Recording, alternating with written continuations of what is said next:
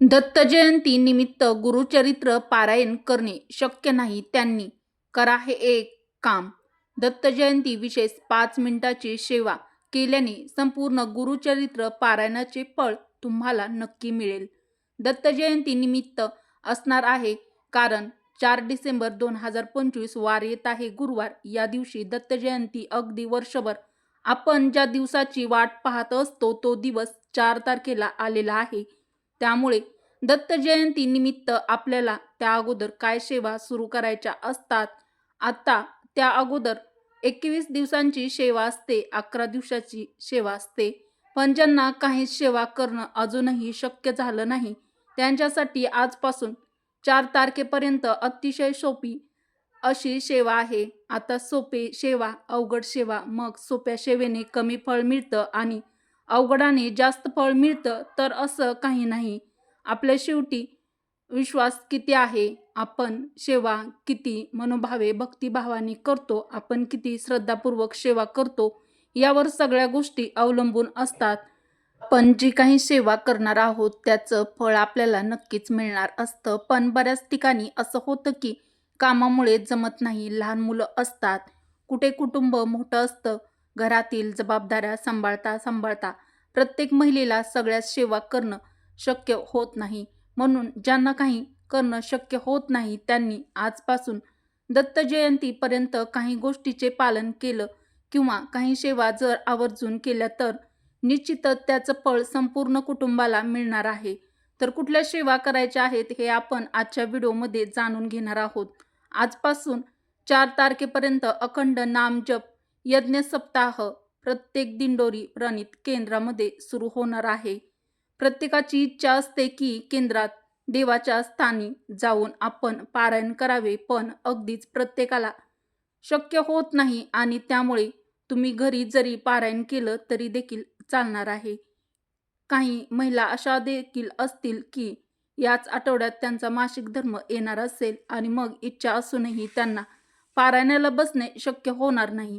तर अर्थातच जर अशा काही गोष्टी आहेत तर नक्कीच नैसर्गिक गोष्ट आहे आणि जर यामध्ये आपला काही दोष नाही. त्यामुळे मासिक धर्म हा प्रत्येक स्त्रीला, प्रत्येक महिलेला येतच असतो. त्यामुळे मासिक धर्म हा येतच असतो. त्यामुळे अगदी मनाला लावून घेऊ नये, कारण ही एक नैसर्गिक बाब आहे.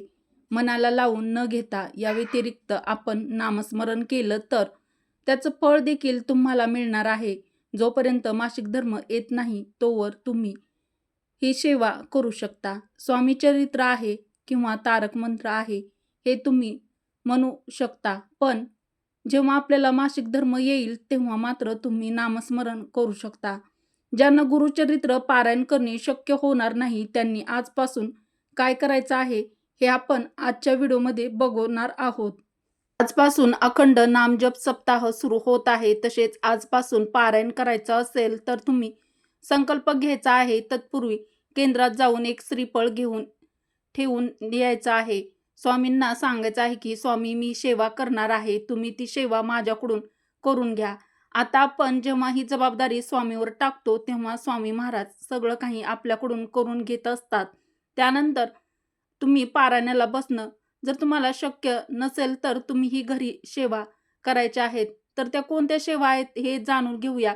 गुरुचरित्राचे पाठ करू शकता. आता आपण 7 दिवसामध्ये तुम्ही 11 पाठ जरी केले तरी चालते, कारण स्वामी चरित्र पारायणाला पाऊण तास, जास्तीत जास्त 1 तास लागतो आणि त्यामुळे दिवसभरामध्ये 2 पारायण आपले आरामात होतात. या 7 दिवसामध्ये तुमच्याकडून 11 पारायण होणार असतील किंवा 11 करणे शक्य नसेल तर 7 पारायण तरी केली तरी देखील चालतात. पण दररोज असं स्वामी चरित्र पारायण आहे आपल्याला करायचं आहे. स्वामी चरित्र सारामृत यामध्ये 1 ते 21 अध्याय दिलेले आहेत. तर ते दररोज नित्य नियमाने एका बैठकीत आपल्याला वाचायचे आहेत. अगदी छोटे छोटे अध्याय आहेत त्यामुळे वाचायला फार अवघड जात नाही. भाषा सोपी आहे त्यामुळे प्रत्येकाला अगदी सहज शक्य होतं. तर पहिली ही सेवा तुम्ही करू शकता. आता ही दुसरी सेवा करण्यासाठी तुम्ही संकल्प घ्यायचा आहे. तुमची एखादी इच्छा मनोकामना असेल तर ती नक्कीच तुम्ही इच्छा मनोकामना संकल्पामध्ये सांगू शकता किंवा निस्वार्थ भावनेने जरी तुम्ही सेवा केली तरी तुमच्या इच्छा मनोकामना पूर्ण होणारच आहे. तत्पूर्वी केंद्रात जाऊन एक श्रीफळ ठेवायचा आहे. या ठिकाणी देखील आपल्याला हा नियम पाळायचा आहे. यानंतर घरी आपल्याला पारायणाला सुरुवात करायची आहे. हे झालं पहिलं. आता त्यानंतर दुसरी जी सेवा आहे ती म्हणजे तारक मंत्राचे अनुष्ठान. आता तारक मंत्राचे स्मरण अनुष्ठान करायचं म्हटलं तर 11 वेळेस 21, 108 अशा प्रकारे आपण करू शकतो. म्हणजेच काय तर 11 दिवस दररोज 11-11 वेळेस आपल्याला तारक मंत्र म्हणायचा. असा झाला तारक मंत्राचं अनुष्ठान. 11 तारखेपर्यंत जर तुम्हाला म्हणायचं असेल तर उद्यापासून तुम्ही दररोज न चुकता 11 वेळेस किंवा जर आता 7 दिवसात तुम्हाला करायचं असेल तर तुम्ही दररोज 7 वेळेस 7 दिवसांचं अनुष्ठान करू शकता. म्हणजेच काय तर पहिल्या दिवशी तुम्ही 7 अध्याय वाचले, दुसऱ्या दिवशी 7 वाचले, असे 7 दिवसामध्ये तारक मंत्र म्हणायचा आहे किंवा 11-11 वेळा म्हणायचा आहे आणि याला म्हणतात अनुष्ठान. आता तुम्ही संकल्प न घेता जरी ही सेवा केली तरीही चालतं बरं का. मग दररोज तुम्ही स्वामी चरित्र पारायण करायचं. एकदा तारक मंत्र म्हणायचा 11 माळा श्री स्वामी समर्थ या मंत्राच्या करायच्या आणि अशा पद्धतीने जरी आपण नित्यसेवा करतो तशा पद्धतीने केली तरी त्याचं फळ हे मिळणार आहे.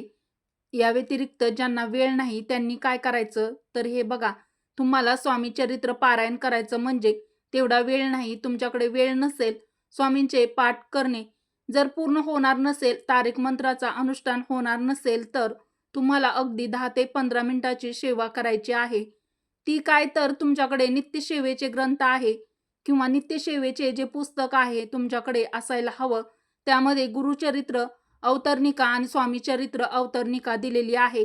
ती जी आहे ती तुम्हाला सकाळी व संध्याकाळी दररोज वाचायचं आहे.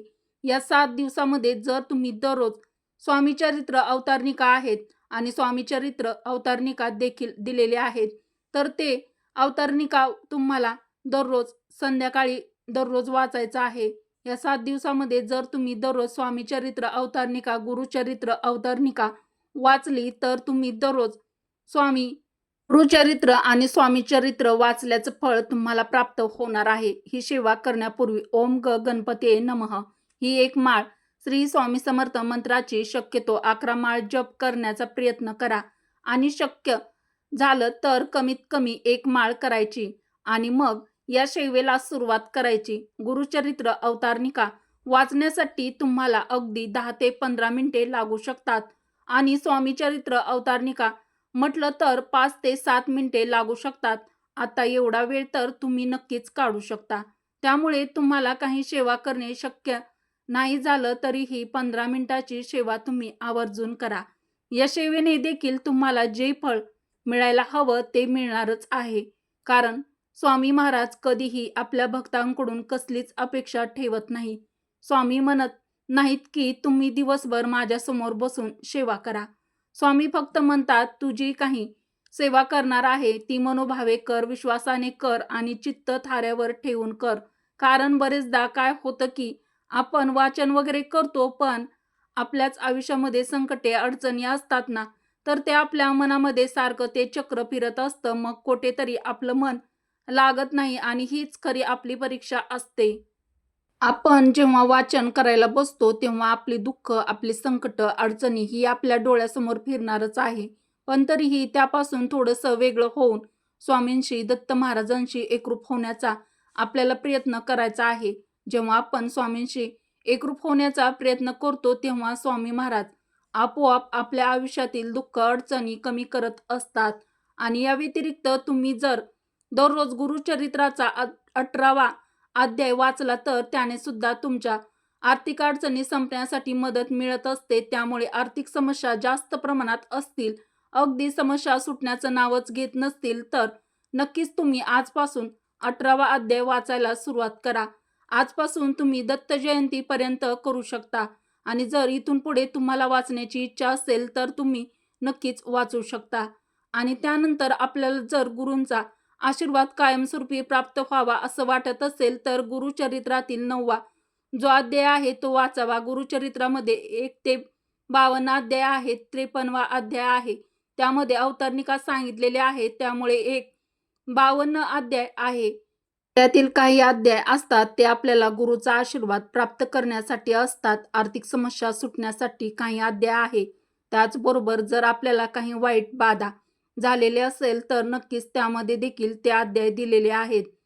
आपली जशी समस्या आहे त्याच पद्धतीने जर आपण गुरुचरित्राचं वाचन केलं किंवा तो अध्याय जरी आपण वाचला तरीही त्याचा सकारात्मक बदल हा आपल्या जीवनामध्ये दिसून येईल. आपल्याला म्हणजे ज्यांना संतान प्राप्ती होत नाही त्यांच्यासाठी देखील गुरुचरित्र मध्ये अध्याय 22वा अध्याय दिलेला आहे. या व्यतिरिक्त 39वा अध्याय आहे त्याचा देखील त्याच्यासाठी महत्त्व आहे. फक्त काही गोष्टींचे नियम आपल्याला पाळावे लागतात. ते नियम जर आपण पाळले आणि सेवा केल्या तर आपली अशी कुठली इच्छा अपूर्ण राहणार नाही. आपण स्वामींना जे काही मागत असतो स्वामी आपल्याला ते मनमोकळेपणाने देत असतात. फक्त आपल्याला बऱ्याचदा असं होतं की प्रत्येक गोष्टीची वेळ ठरलेली असते आणि आपल्याला मात्र घाई असते आणि मग कुठेतरी आपण स्वामीवर नाराज होतो. म्हणून इच्छा आकांक्षा तर काय आपल्या कधी संपणारच नाही आणि त्या पूर्ण होणारच आहे. पण तरीही निस्वार्थ भावनेने आपण स्वामींकडे काही मागितलं किंवा स्वामींची सेवा केली तर निश्चितपणे स्वामी महाराज सदैव त्यांचा कृपाछत्र आपल्यावर ठेवत असतात. दत्त जयंतीपर्यंत ही 15 मिनिटांची सेवा करा. स्वामी चरित्र गुरुचरित्र वाचा. त्यासोबत तारक मंत्र देखील अतिशय प्रभावी आहे. जे जे तुम्हाला शक्य होणार आहे ते आवर्जून करण्याचा प्रयत्न करा आणि त्याचा लाभ घ्या. तर मित्रांनो, ही माहिती कशी वाटली कमेंट करून नक्की कळवा.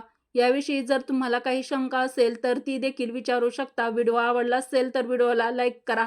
मित्रपरिवारासोबत बहिणींसोबत शेअर करा व आपल्या मराठी रोहिणी किचन चॅनलला सबस्क्राईब केलं नसेल तर नक्की करा.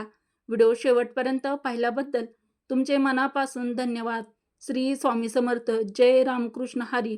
श्री गुरुदेव दत्त. जय श्रीकृष्ण. जय माता लक्ष्मी. धन्यवाद.